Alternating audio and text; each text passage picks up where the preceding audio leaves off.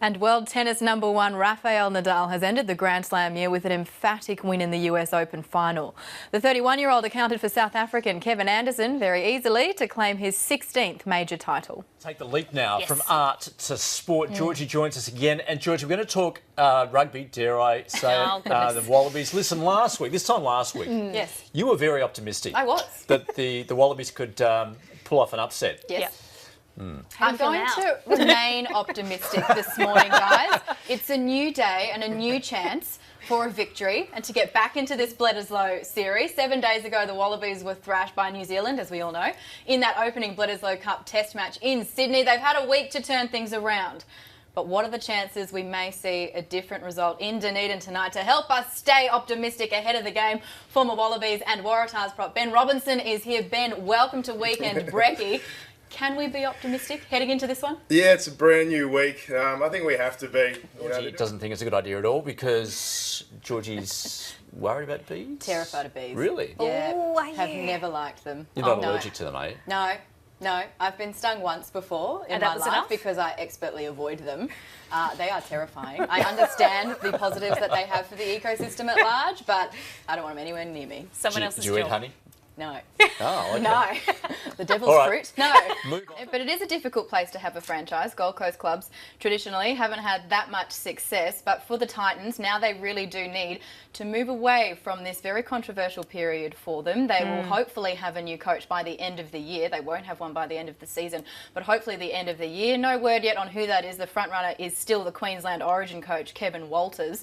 But they really do need to put on good on-field performances because the fans have been through a lot and they're not being rewarded with much. Let's go to some better news. The Western Force has finally had a win. That's fantastic news. Well, speaking of fans who haven't been rewarded for very much at all, the Western Force fans, they've had a tragic year because their team has been cut from the 2018 Super Rugby season, but a small win, we'll call it, Kumi, and that is we have confirmation today that their case will be heard in the Supreme Court. They are filing against the Australian Rugby Union and their decision to axe them from next year's competition. Start at the shortest odds of her celebrated career. Andrew and Mim, who also has potentially some short odds already, and she's just been born, is Serena Williams' daughter. Everyone is hoping that she may follow in her mother's footsteps and become a tennis legend. She is only hours old. Oh, no pressure. No pressure. well, it is an extraordinary gene pool pedigree that she's got to I work know. with. We could have another Williams star, guys. Venus is, of course, through to the fourth round at the US Open. But social media is reacting strongly to this news this morning. This is from the US Tennis Open and themselves. Congratulations to Serena Williams giving birth to a baby girl. They are sending their love from their friends and family at the US Open. And they are friends and family there. She's won it 5 times. Now, I love this one. 4 o'clock, Serena Williams' daughter is born. 4:04, Serena Williams' daughter is ranked in the top 100.